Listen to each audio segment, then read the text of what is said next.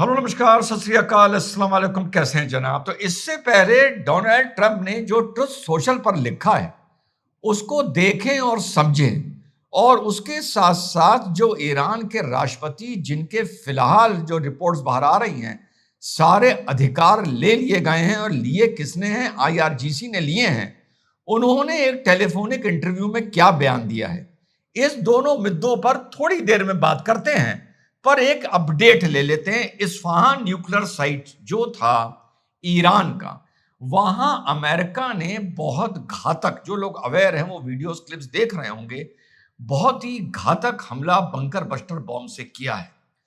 माना जा रहा है कि अमेरिका ने ये एक तरीके से अपनी शक्ति का एक एहसास कराया है, या एक पैगाम दिया है कि अब ये लड़ाई इस चरण में पहुंच रही है जहां इस तरीके की शक्ति का प्रयोग किया जाएगा, और पूरी जो न्यूक्लियर साइट है पूरा कंप्लीटली उसको डिस्ट्रॉय, निस्तेनाबूद कर दिया गया है।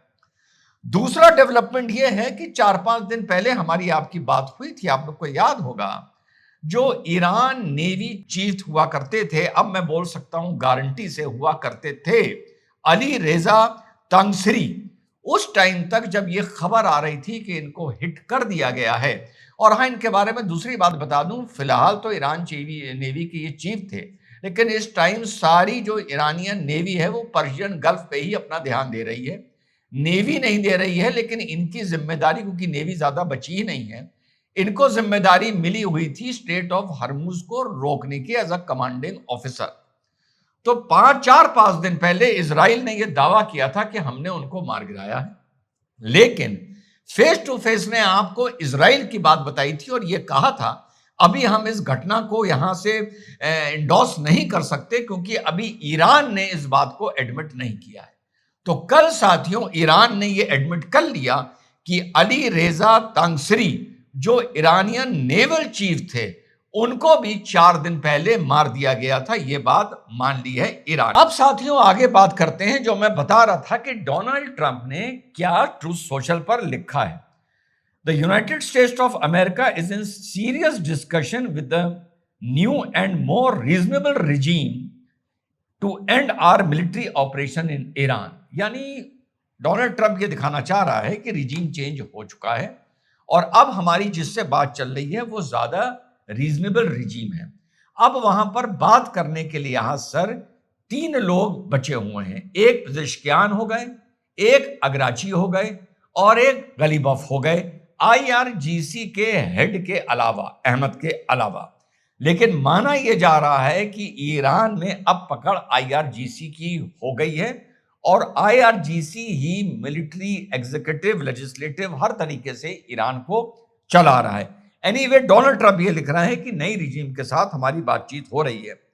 Great progress is being made, बहुत अच्छी तरह हो रही है, कोई कामयाबी मिल सकती है।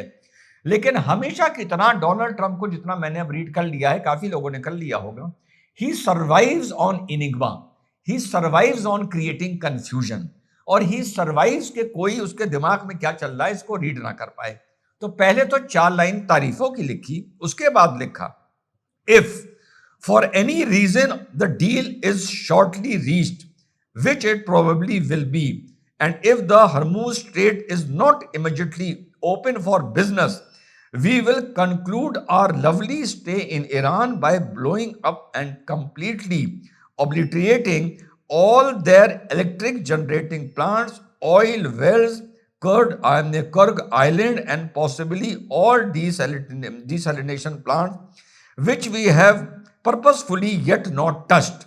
साथ में बहुत बड़ी धमकी दी है कि अगर डील ना मानी, जो बड़ी अच्छी चल रही है, तो तुम्हारा सारा बिजनेस, कार्ग आइलैंड, आपका इलेक्ट्रिकल जनरेशन प्लांट्स, आपके डिसैलिनेशन यानी पानी के प्लांट्स, बाकी आपकी सारी चीजें हम तबाह कर देंगे, और जिनको अभी तक हमने जानबूझकर नहीं छुआ है, और इस रेन ऑफ टेरर को हम खत्म कर कर आपको दिखाएंगे। ये वाला बात बोली है।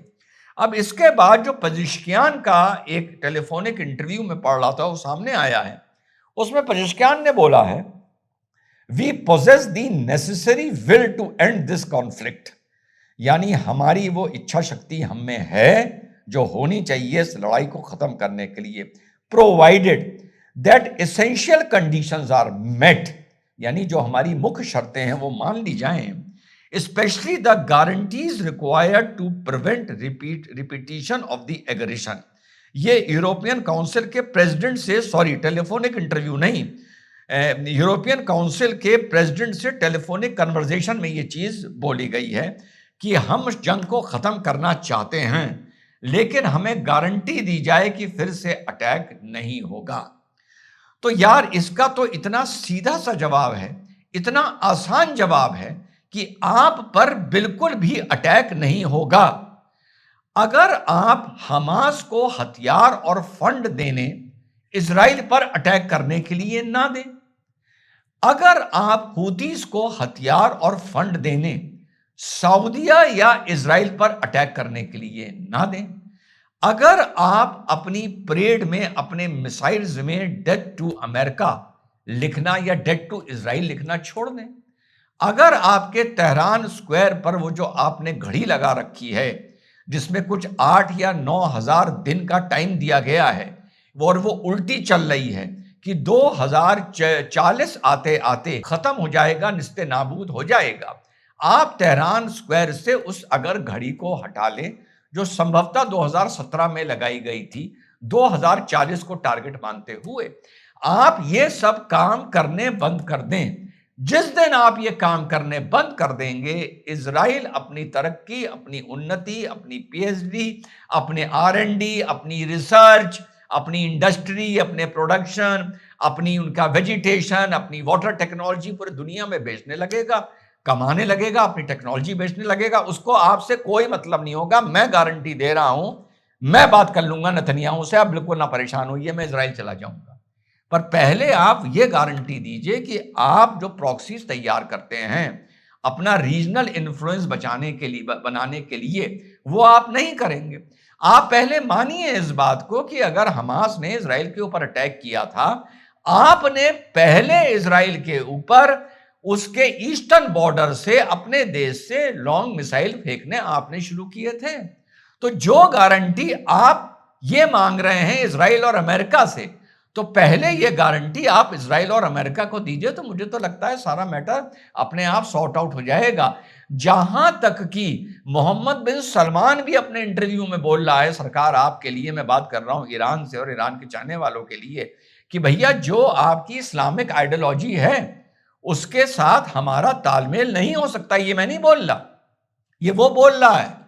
और आपकी जो आइडियोलॉजी है उसके चलते ऐसा कभी देखने को नहीं मिला कि ईरान के बाहर यार जितना भी शिया है वो आपकी पिटाई पर खुशी बना रहा है। जितना भी शिया है, ऐसा कैसे हो सकता है? जितना भी ईरान छोड़ छोड़कर भागा है वो सब खुशी मना रहे हैं, जितना डिस्पोरा खुशी मना रहा है। वो बात अलग है कि भारत में कुछ लोग एहसास गम कर रहे हैं आपके साथ, वो एक अलग चीज है। तो ये जवाब आपको भी देना पड़ेगा कि क्यों आपकी रिजीम के खिलाफ इस तरीके से खुशी बन रही है। और ट्रंप ने साफ बोल दिया है कि भैया स्टेट ऑफ हर्मुज जो है वो जो 20% 30% ऑयल लेके यहां से गैस लेके निकलता है वो eastern part of the sphere के लिए निकलता है, वेस्टर्न पार्ट के लिए नहीं निकलता है। अमेरिका ने कह दिया मेरे पास बहुत तेल है, हम अपनी पूरी कर लेंगे, आप परेशान ना होइए। और हमें स्ट्रेट ऑफ हर्मुज खुलवाने में भी कोई इंटरेस्ट नहीं है। और यह कहा है कि 2 या 3 हफ्ते की लड़ाई और है, स्ट्रेटेजिकल लड़ाई हम लड़ रहे हैं। धीरे धीरे 3 हफ्ते आते आते हम पूरा इंफ्रास्ट्रक्चर, आप रखे रहिए अपनी स्टेट ऑफ हर्मुज, आप खुश होते रहिए अपनी रिजीम के साथ, हम पूरा आपका इंफ्रास्ट्रक्चर निस्ते नाबूद कर देंगे। जो अब तक 60-70% ऑलरेडी हो चुका है। जो बचा है वो इसलिए नहीं बचा है कि आपका एयर डिफेंस सिस्टम बड़ा स्ट्रांग है, वो इसलिए बचा है क्योंकि वो करना नहीं चाह रहे हैं। जिस दिन वो, मेरी पुरानी बात याद करिए, जो लोग याद करेंगे, वो शुरू में मैंने बोली थी कि जिस दिन वो अपने पर आएंगे उसके बाद 72 घंटे, 3 दिन लगेगा और ईरान अपनी प्रोग्रेस में, अपनी रिसर्च में, अपनी हर चीज में कम से कम 25 से 50 साल पीछे चला जाएगा। वो 3 दिन में करके दिखा देंगे आपको। आप भी यहां हैं, हम भी यहां हैं, खुश जिसको होना है वो होता रहे। जय हिंद, वंदे मातरम, खुदा हाफ़िज़।